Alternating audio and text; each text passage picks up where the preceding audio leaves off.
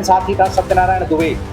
इन्होंने मिलकर 1,90,00,000 रुपए निकाले और इसके बाद ये सत्यनारायण दुबे के साथ पूर्वा का रहने वाला है, उसी के साथ मिलके दोबारा से ये काम कर रहा है और लगभग इसका आईसीआईसी बैंक में 2.5 करोड़ का ट्रांजैक्शन है।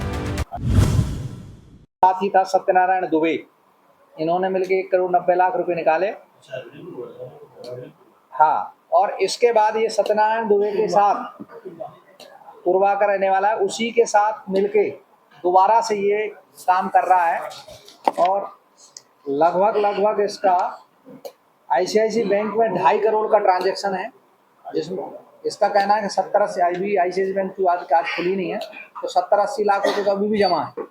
बोला कि 10 लाख रुपए तेरे खाते में आएंगे, उसमें से 1 लाख रुपए तो अपन को मिलेंगे, बाकी 9 लाख मुझे निकाल के दे दिया करो या ट्रांसफ़र कर देना है।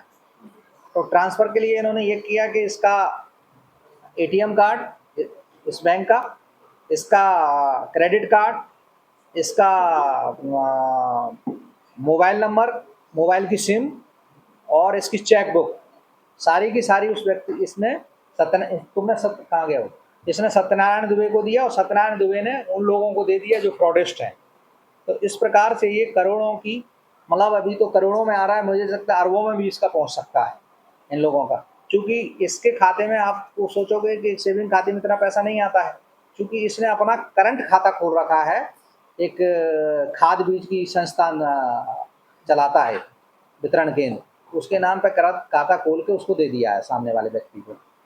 पिछली साल ही इसको फ्रॉडिस्ट से 55 लाख रुपए मिले, पिछले वाले में से कैसे निकाले फिर इसने?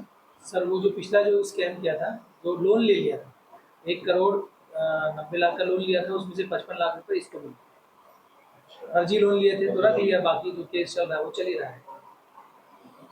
तो ये इनका है, ये बहुत अभी चूंकि आज हमने तुरंत ही इसका कर दिया है, बाकी इसके और बड़े खुलासे भी इसमें हो सकते हैं।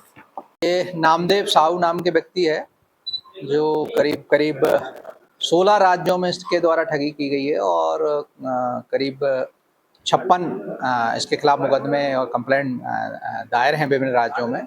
इसके द्वारा मेन मोडस ऑपरेंडी ये है कि ये अपना एक खाता इसने खुलवाया था, जिसका एक मुख्य आरोपी सत्यनारायण दुबे है।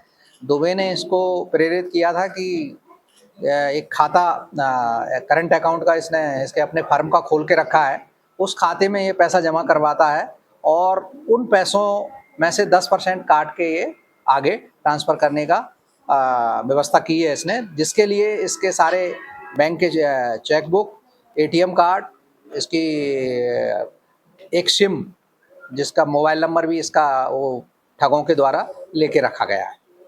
पुरानी हिस्ट्री क्या रही सर इसकी? पुरानी हिस्ट्री, इसने 1,90,00,000 की ठगी लोहारा थाने में की थी।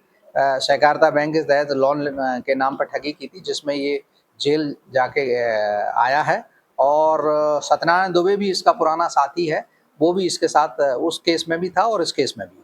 क्या और भी लोग शामिल हैं? जैसा गिरफ्तारियां बढ़ सकती है? व्यक्ति हैं, वो जैसे ही पकड़ में आता है उससे पूछताछ करेंगे और इसको आमने सामने, इसका भी पुलिस रिमांड लिया जा रहा है, तो रिमांड पे लेके दोनों के आमने सामने बुला के बैठा के इसे तस्दीक करेंगे कि किन किन मामलों में।